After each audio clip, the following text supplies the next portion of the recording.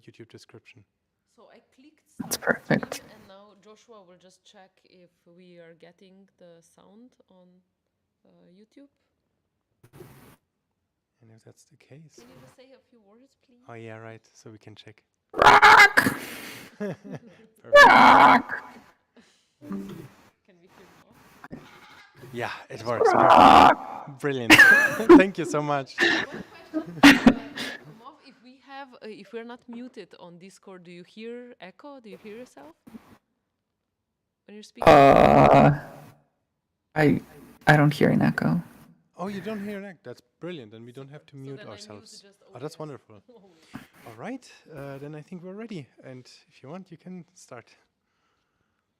Awesome. Sweet. Well, thank you to everyone that's come out. So today we're going to be putting together our own text editors for loading and editing files on the peer-to-peer web with Agregore. So just as a preamble, in order to get the most out of this presentation, it'll be good to have at least basic understandings of web programming like HTML, CSS, and JavaScript. It's not necessary because in the worst case, you can just copy paste examples. And it's mostly useful to know if you want to customize your own things. So there is the link either in the description of this video or in the chat or on Twitter or whatever to these slides. And if you want to follow along with more of a text-based version, then you can click on here on this README, and that just has a markdown version of basically everything I'm going to talk about, along with copy-pastable examples. So this video is more if you want to see my face and hear me. So, I'm Mauve. My pronouns are they, them. On the internet, most places I'm at Ranger Mauve. I do consulting for Mauve Software Inc. And I do a whole bunch of projects related to peer-to-peer because I am low-key obsessed with peer-to-peer software. So before we get into actually the guts of the presentation, I'm going to ask people to download and install Agregore if they haven't yet. So to do that, go to the Agregore website, https agregore.mauve.moe. Click on download in the header. Click on assets at the bottom of the latest release. And then if you're on Windows, download the exe file to install Agregore. On Mac OS, use the universal DMG. On Linux with Ubuntu, use the deb file. On Arch Linux, use the APK. It's not an Android APK. And on other Linux flavors, use AppImage. So this is geared towards the desktop version of Agregore because the mobile one doesn't currently have DevTools, but in the future, we should be able to follow along on an Android device. So, how does Agregore work? What is it? So basically, Agregore is like a regular web browser plus the ability of being able to talk to peer-to-peer protocols in the same way that you would to talk to a web server. So this is done via peer-to-peer URLs. Normally, everywhere where you might see an HTTP server, so http:// whatever. In Agregore, you can now use peer-to-peer URLs like Hyper or IPFS. This means that you can load web pages from these protocols, you can load images, you can do API calls for uploading data and interacting with data. And it's pretty much the same metaphor web developers are used to with servers, but now it's local first. So the main way we interact with this is through the browser's fetch API, where we can specify a oh wait, I am actually getting some echo. Would you mind muting yourself? Or something. Anyways, so the way a lot of developers will send data to a server at the end of the day is using this fetch API that comes built into the browser, But now, instead of using HTTP servers and their APIs to interact with them, you can instead use these Hyper or IPFS or whatever else protocols. And so here's an example which you can copy paste to create a example.txt file in a new archive. So let's just dig into this a bit deeper. In the URL, we have the Hypercore protocol scheme here, which tells you that we want to use Hypercore for this interaction. We have my editor, which in this case is a name for a key that's going to be used to derive a public-private key pair for your actual data set. So I'm not going to get into the cryptography too much, but it's how you can have a unique address for your data that's only able to be updated by your computer. And so this is an easier way of generating those keys so that your application can focus on a human readable name, which will then get automatically translated into an actual public key URL, which looks kind of grody, but we'll see in a minute. Next, I'm telling it that I want to interact with the example.txt file within this data set. And I'm telling it that I want to put some data there. Specifically, I want to put the text hello world. So what we're going to do is, since this is a very demo heavy workshop, we're going to test it out. So I just sent a request. And so now I have some status saying that it worked, everything got added. Now if I copy the URL into my browser, bam, you can see that we have a basic hello world example. So let's look at a slightly more advanced use case of putting together an actual web page. So what you saw me do just now was open up the browser's built-in dev tools. So all web browsers, on desktop at least, have some sort of tooling for developers to interact with web pages. You can inspect the code on a page, interact with it, edit things, and you can execute arbitrary JavaScript to do whatever you want. So in this case, what we're going to do is we're going to hit either Control-Shift-I or whatever the macOS equivalent is to open the DevTools, or if you're not comfy with keyboard shortcuts, you can open up the menu at the top, go to File, and open DevTools, which will do the same thing. I'm going to be having my DevTools docked at the bottom so that you can see things more clearly. However, feel free to pop it out and stretch it to be as big as you want. So here, let's look at what this code does. Similar to before, we're going to be doing a put to hyper:// my editor. And what we're going to do now, instead of an example txt file, we're going to create an index.html file. So this is going to be the actual file that contains our editor. And we're going to give a body to the file, or to the request, which will be our file content. For HTML files, there's a bunch of ways you can structure them, but generally the only important bits for a valid HTML file these days is to have this doc type HTML thing at the top that says that this is a modern HTML5 based web page, which will prevent it from going into quirks mode, which I'm not going to get into. And then the other really important bit is having a title that makes sense.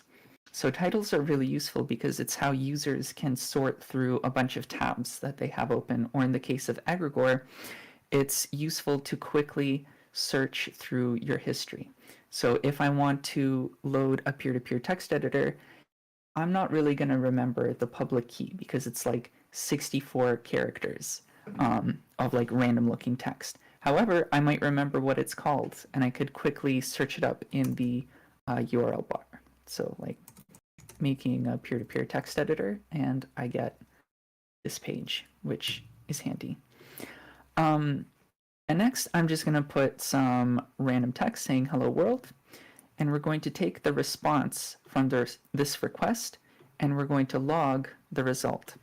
So what happens when you upload stuff to Hypercore is you'll get back a URL which converts your name into an actual key.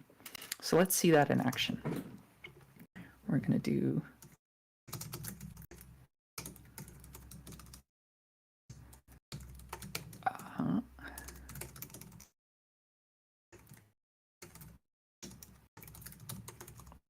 we've got the fetch request. So we're going to say method is put because we're adding stuff, and we're going to do the body where we're going to use backticks, not regular quotation marks, which gives us the multi-line text in JavaScript. I'm going to say doc type HTML title P2P text editor. And for now, we're going to give a header saying, actually, let's do a more key tag that says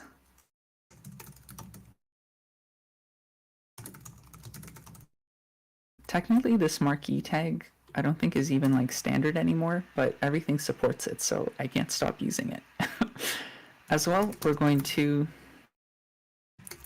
get the text from the HTTP response so that we can see what the actual public URL is. So I'm hitting enter, and then bam, it just added a new file to my local Hyper datasets called index.html, and it gave me back this really grody looking URL. So I'm just going to copy the link address because it's really nasty, and paste it in the chat for anyone that's interested in opening it up. And I'm going to paste this. So as you can see, it's translated that my editor into a unique public key.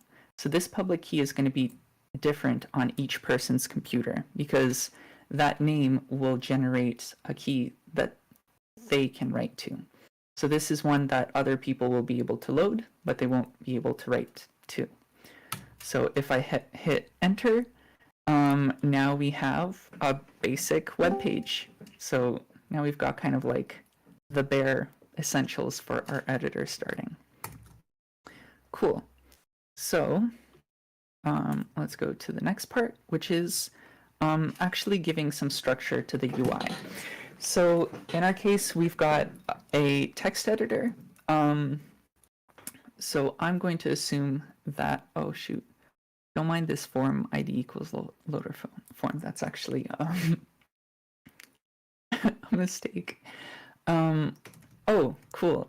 Sarapath just posted his version of the editor, so I'm going to try to load it, and bam, check it out, peer-to-peer. As you can see there, neither of us needed to talk to a server. We just magically connected over the internet, and I downloaded their editor. Cool.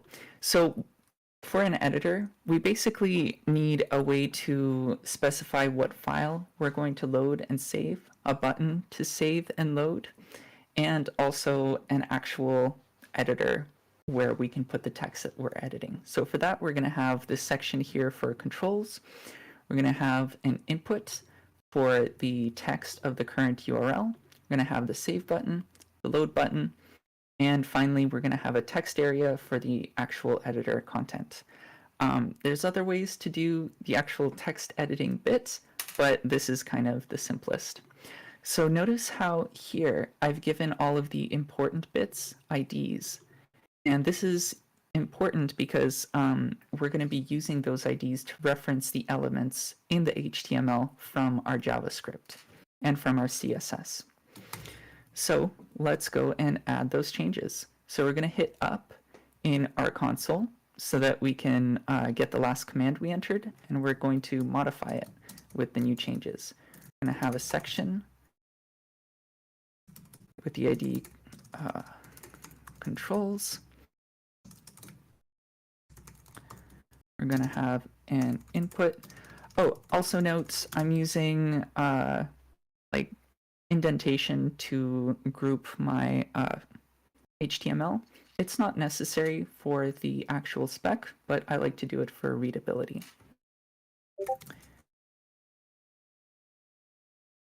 Oh shoot, it seems Macs are busted. Yeah, that's not great. I don't have a Mac, so I did not test this on there, but it seems that people on Macs are gonna have trouble running this live. If you can't see the actual URL input field on Agregore, hit Control L and then just start typing and hit Enter, and then that should get you the input anyways, even if you can't see it. So I'm gonna just type that in the tab to focus the input you can't see, enter the URL or paste it and hit enter to navigate. Yeah, Mac, the Mac OS changes really messed me up. Oh, Command L. Yeah, as you can see, I'm not a Mac user at all. Anyways, so we've got the text input. We're gonna give it an ID of current URL, and we're going to add a button. ID is save button. I'm gonna say save, and you know what? Let's add a floppy disk emoji, and button ID is load button.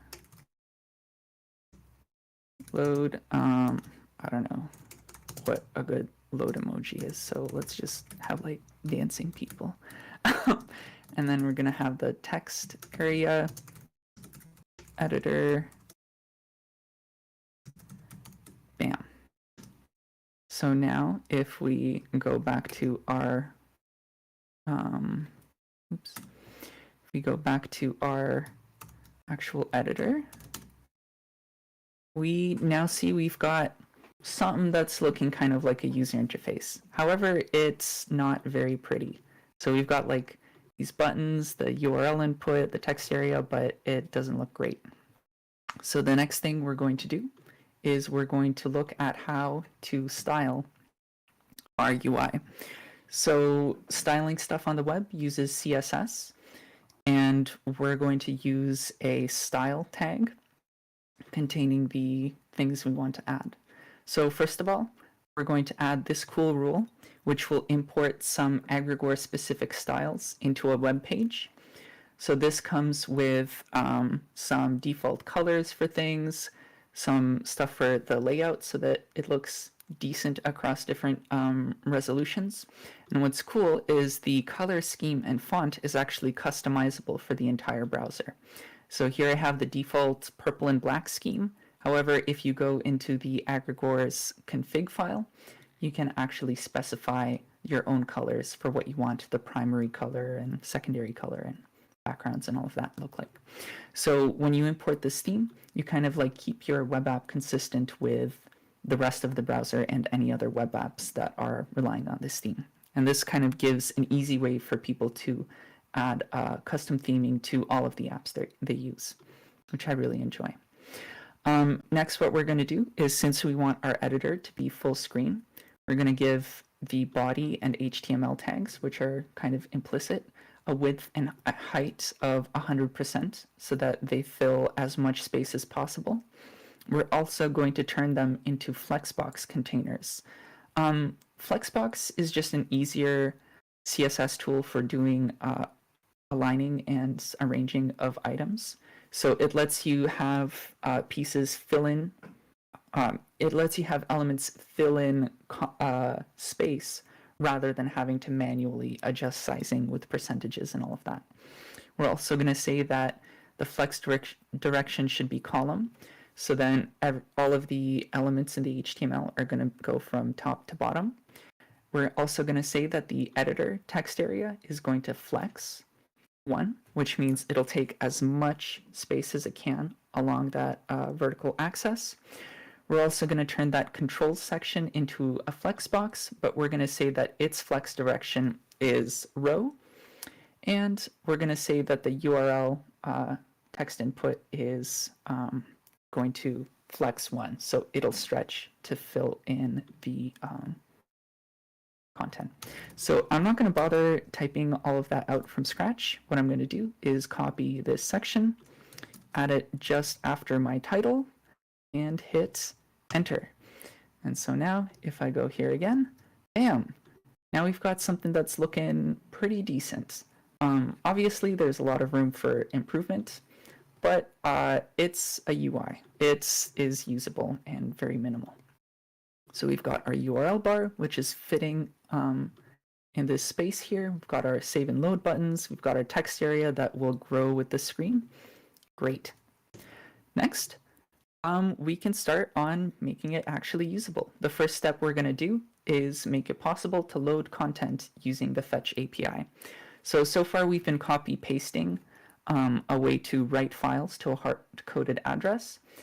We're going to say that when we click on the load button, we're going to fetch the URL in the current URL text input. We're going to take the value out. We're going to then get the content out of the response text, and then we're going to set the value of the editor to be the content. So let's add that to our code. Again, I'm just pressing up to get the previous version out. We're going to add a script. Whoa, I can't spell very well. Oh my gosh. Type equals module. Type equals module is there to use kind of like the latest and greatest JavaScript features, and it kind of puts your script in a sandbox, so it's not going to interrupt other scripts with variables. This is just kind of like good practice these days.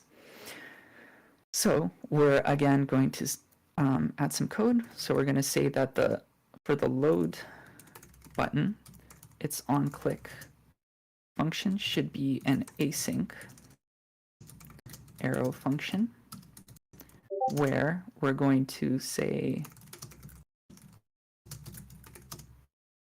we're going to fetch the current URL value. We're going to say is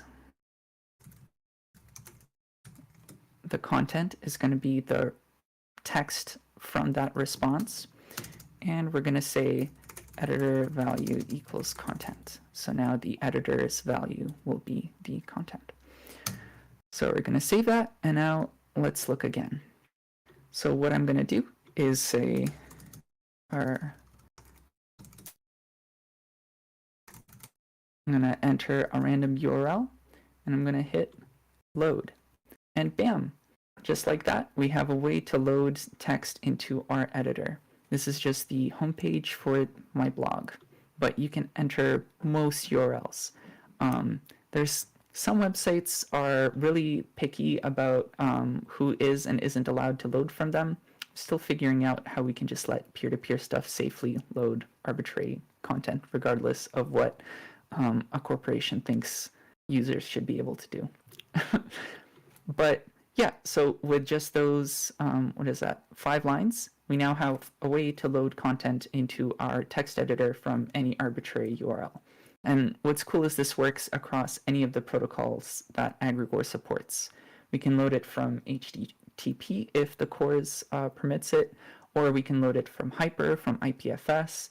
We can even load Gemini URLs, actually. Actually, let me try that.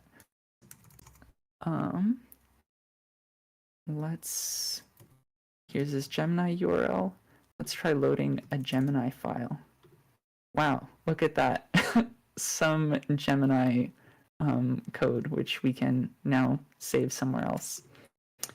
So speaking of saving, we know how to load stuff. Let's look how we can save stuff back. So we're going to add an onClick to the save button now. And what we're going to do is pretty much the exact opposite of what we did before, where we're going to get the content out of the editor. We're going to now fetch to the current URL we're editing, but this time, rather than the implicit get we're doing, we're going to do a put, and we're going to say that the content is what should now be the value of that URL. And lastly, we're just going to add another little helper so that people can see the URL that changes got saved to. So let's add that real quick. I'm going to have save button on click equals async arrow function again, const content equals editor.value, const response equals await fetch current URL.value, but this time we're going to say that we're doing put, and I'm going to give it a body, which is the content of the editor, body with a D. And then finally, we can let people know what their saved URL is so that they don't have to like look into the dev tools in order to know what the resolved public key is. So we're going to do alert saved plus await response.text. In fact, to make life a little easier, how about we do current URL.value is going to be the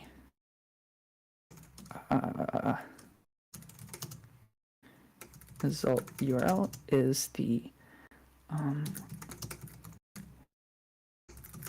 we're going to get the result URL, save it to a variable. We're going to set the current URL to be the result URL, and we're also going to log it to the console. Result URL. So hopefully I didn't do any horrible mistakes there. Bam. So what we can do now is let's look at self-editing. So we have a way to now save and or load and save back. So how about we edit our editor from within our editor? So we're going to copy the editor URL, paste it into the editor, load the source code for it, change something, and then save back. So let's try that out now. We're going to go to our URL bar. We're going to paste the editor URL in. I'm going to hit load, which now we have the editor's contents. And how about we add a little extra header here. My super cool editor, and add a cool emoji because need to make sure everyone knows we're cool. Oh, we should probably add that after the style tag. Doesn't actually matter, but it's good practice as you get as your applications get more complex to have your style at the top, your JavaScript at the very end, and your main HTML guts kind of in the middle. So now I hit save, and bam, we saved the content. And if I reload, then look at that. It's my super cool editor. We just edited an editor from in the editor. It's all like editors all the way down. So this is an example of how we can bootstrap tooling from basically nothing. So what's cool is we can not just edit a file and save back to itself, we can also make copies of other files and save them other places. So what we're going to do is we're going to pirate the Agregore homepage, and we're going to save it to our my editor dataset. Oh, one sec, there is a comment in the chat. So something I noticed is that if you don't provide a URL but hit load, it loads the current page source. Is there a reason that happens? I think it is because the fetch API will take a URL, and if you have an empty string, it'll consider it a relative URL. So in JavaScript, there's the URL API, I don't know if this is actually visible. And what it takes is it takes a relative URL parameter and a base URL parameter, as you can see in these little type hints. So by default, the base is going to be the location of your current page. So if I have an empty string, it'll just be the same URL as my current page. If I do /example.txt, I'll get the URL for example.txt relative to the current page. So I actually didn't know that we could just enter an empty string to get the current URL.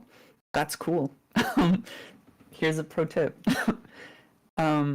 Anyways, but what we can do is we can load not just content that we are able to save to, but we can load arbitrary content. So let's go back to our editor, and we're going to load the agregore.mauve.moe domain. And now we have this cool web page, which everyone should have bookmarked. And we're going to change this URL to hyper my editor /example.html.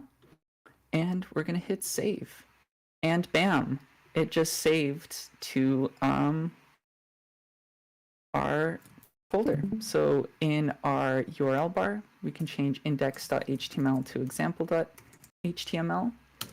And there we have our very own pirated copy of the Agregore website. Notice how we just copied the one file, so this logo URL here is actually busted.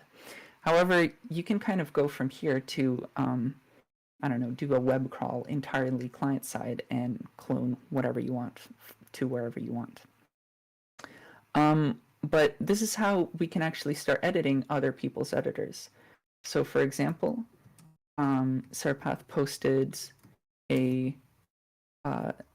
his version of the editor. I can load that in, and now I have what he has saved most recently, and I can save that to my editor /Sarpath and save, and now I have a copy of his file.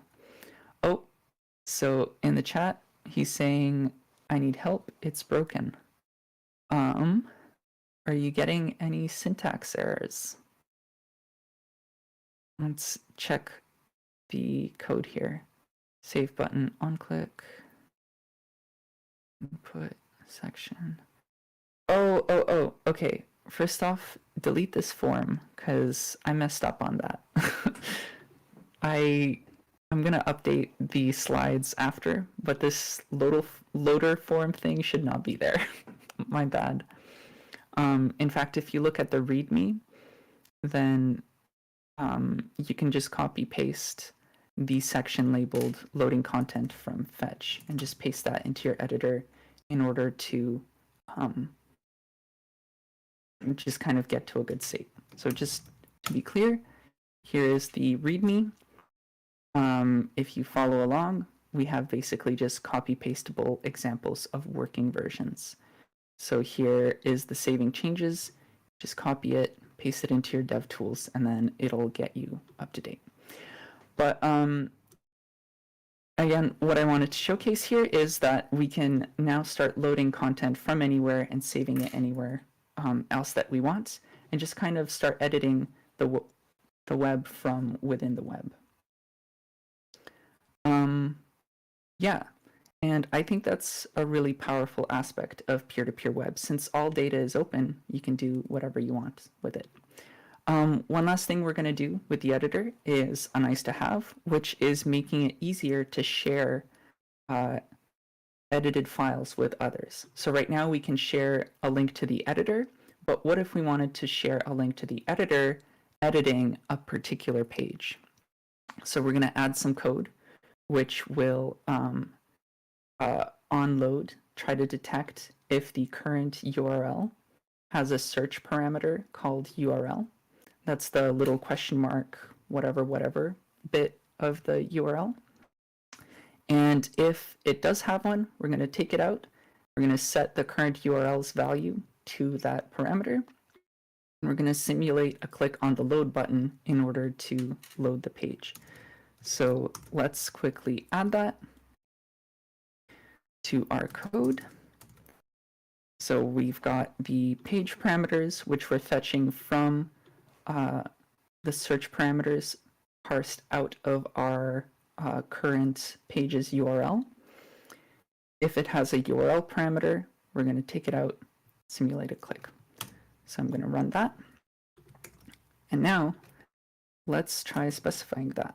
So we're going to say URL equals hyper : / agregore.mauve.moe. And bam! So now if I send a link to somebody with this, I'm going to post that in the chat. Then if they load that link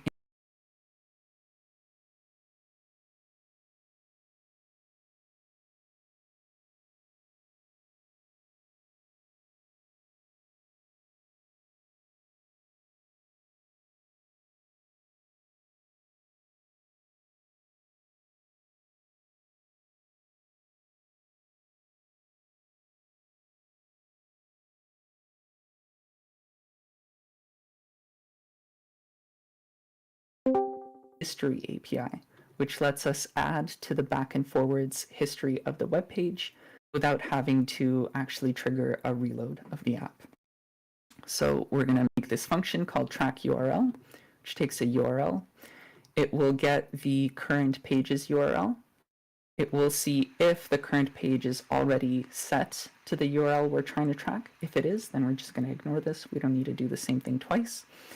And what we're going to do is we're going to set the URL parameter on our current page's URL, and we're going to push a state to the browser history with the current URL.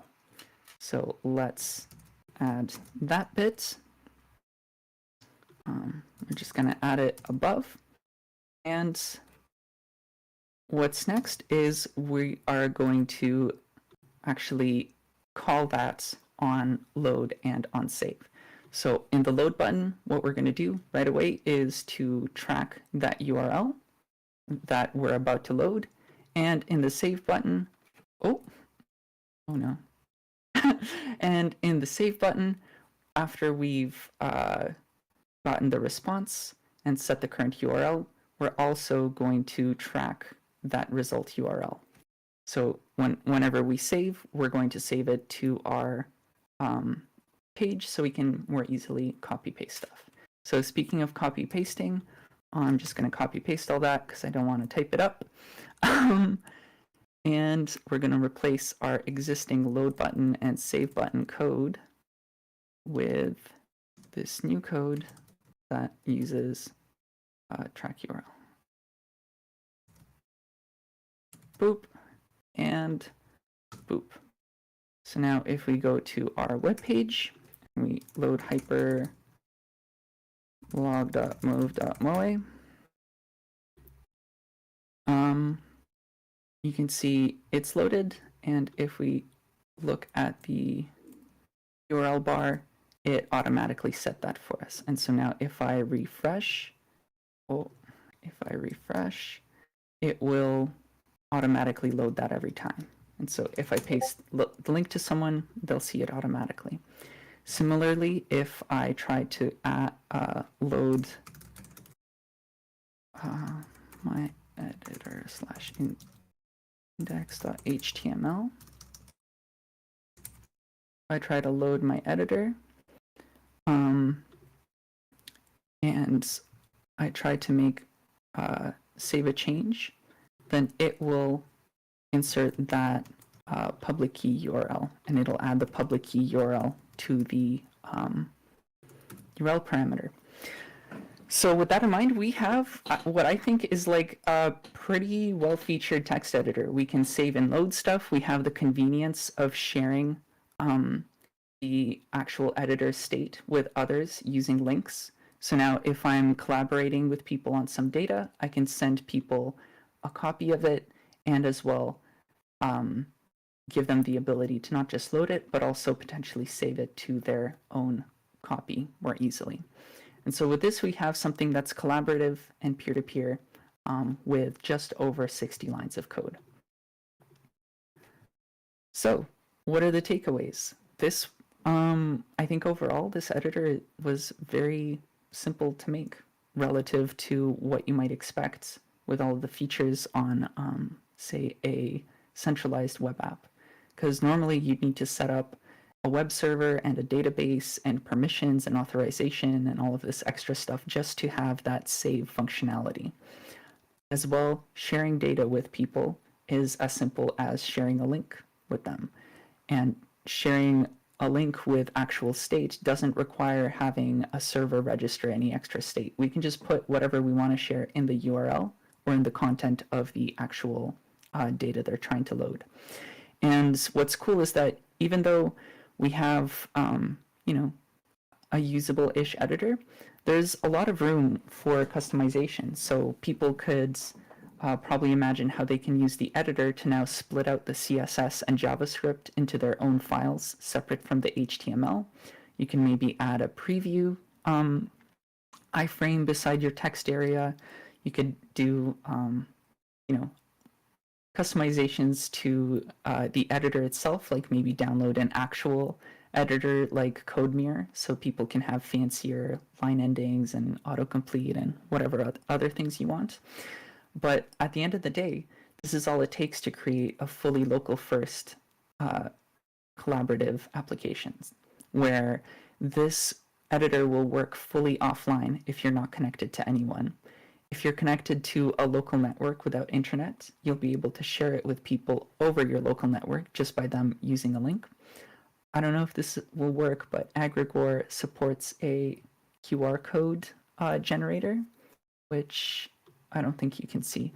But if you click this little button up here, you can create a QR code for any page you're currently looking at. So if I go to my editor and click this, you can't see it, but I have a QR code on my screen. And you can also scan QR codes from this screen as well. So if you have two people beside each other, you don't even have any chat apps that work local first, you can just scan a QR code with your cameras if you have them and load stuff directly on the local mesh network or on your local network. However, this also scales up to work over the internet. As you saw before, I was able to load Serapath's code no problem, and it was all kind of seamless.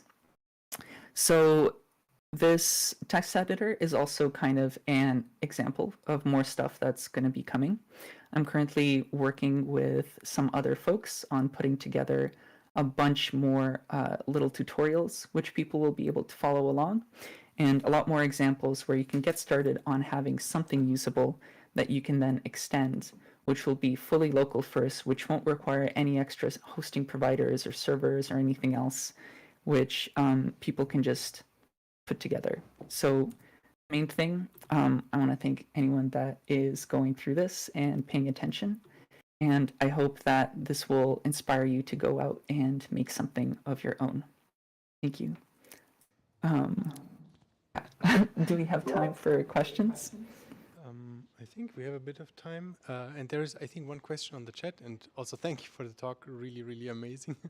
I didn't imagine it to be actually possible to follow along, but it was actually quite doable. It's really cool.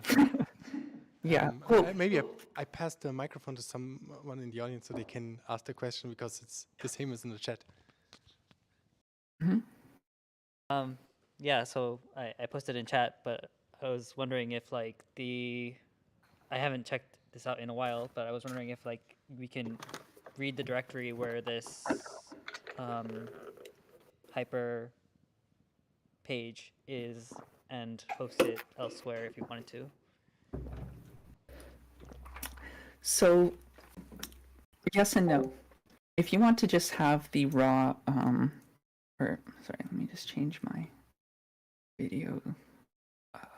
How do I use Discord?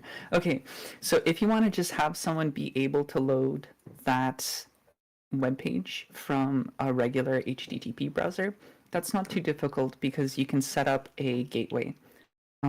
There is a project that I have that's Node.js based that's called, I think, literally Hyper Gateway, and it gives you that same Hypercore protocol handler, but as a path on an HTTP server. So you should be able to load your gateway.com/hyper/the public key / whatever the index HTML, and it will return that file for you. The thing is, the web doesn't have support for peer-to-peer protocols, and the web can't have support for truly local first software that works over local networks, because the web is currently geared towards servers. So there's some hacks that are like peer-to-peer, but they're all mediated through servers. Like the most like peer-to-peer-ish thing you can do is like use WebRTC and like manually have people copy session description things between two computers, but that's really hard to turn into a reusable user experience. So even though it's possible to load the content, to make the application functional is actually very difficult. The closest you can do is be like, we're going to not make it local first, and what you can do is use the Hypercore Fetch Node.js library, which is the exact same protocol handlers, but now in plain JavaScript, which you can load as a sort of polyfill in your page. And so if the built-in browser fetch doesn't support Hypercore, you can have it replace, you can instead use Hypercore Fetch, which does support it. However, this is with the caveat that it's not going to work in a local first way. It will work offline if your application is cached to be offline. And it will also work with the internet using WebRTC and proxy servers to the actual peer-to-peer network. So there's a lot of effort you can put in to make some of these applications like runnable on regular web browsers, but you're not going to have the same experience. Like even if you save content, it's still kind of scoped to that one web page. So as soon as the web page goes away, the content is no longer served on the network unless you have a third party. So it just becomes really hard. Yeah, does that answer your question? Yep. One, not even a question, but more like a comment from my side.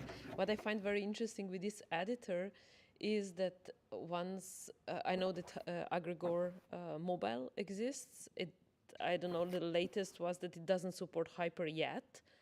Well, is that, yeah, but when it does, it's like, wow, you will be able to actually create all these things from the mobile phone because you have the editor there. And it's like, this I find like pretty cool. So you're bringing also developer tooling into the mobile, you know, once, yeah. So this is really Yeah. Personally, I think mobile is going to be really important. The only reason that mobile doesn't do more now is because it's really difficult to do things on mobile with these peer-to-peer protocols, because most of the implementations are geared towards desktop use cases, and compiling for Android can be a huge pain in the ass and take many, many hours of developer time and people with like serious skills, which is very expensive. And I sadly am not wealthy. So we did get an initial dev grant from the Filecoin Foundation and Protocol Labs to put together the IPFS protocol handlers for Agregore. I'm still figuring out how to fund work on other protocol handlers. It's a lot easier now that we have the IPFS ones, because now we know how to compile Agregore Mobile. We know kind of where the protocol handlers can be inserted. But actually getting Hypercore, especially the latest version, running on mobile is it's going to be a few months of effort at least. So if people have like tons of spare money to throw around, like, you know, hit me up. We can make it happen. The other bit too is currently we don't have dev tools on mobile in Agregore Mobile. However, other open source browsers have gotten dev tools working.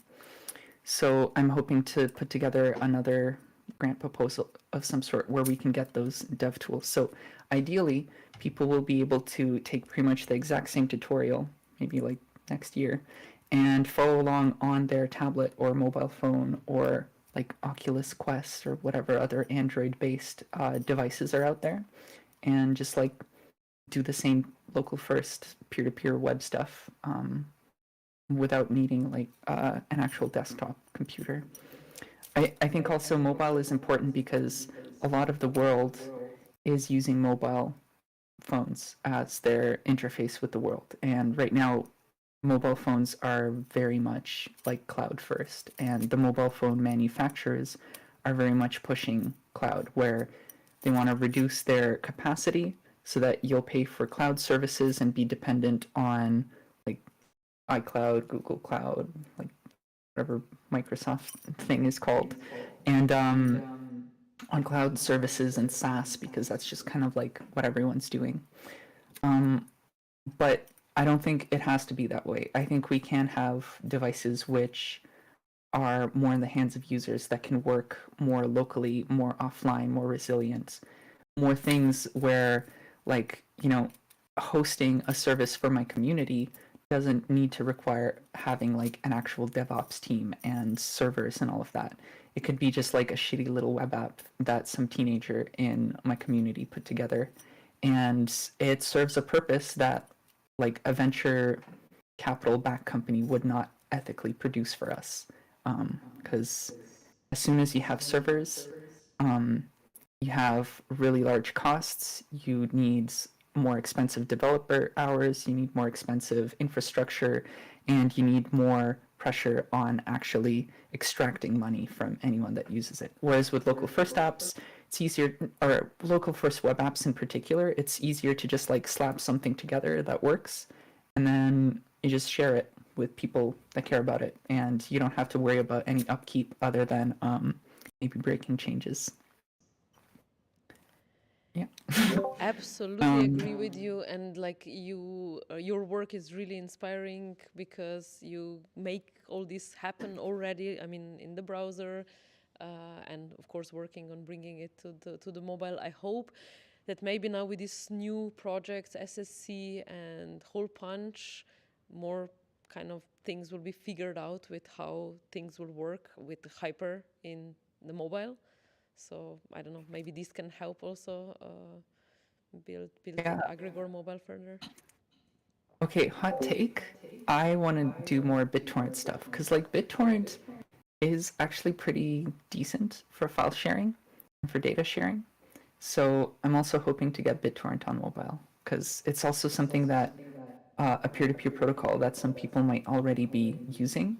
So it'd be cool to be like, hey, what if you could publish your photo gallery of like a trip as a torrent to share with your family or whatever else. It's also easier to integrate because there's like a billion torrent clients out there in C++ or Java or whatever else. Wow, wow, wow, wow, wow. Super. I'm really excited. I think we have to wrap it up because we have the next talk, but I'm really grateful that you took time for us and shared all this awesome stuff. And it was so lovely to also see you somehow again. Sweet. So, Thank you very much yeah. for having me.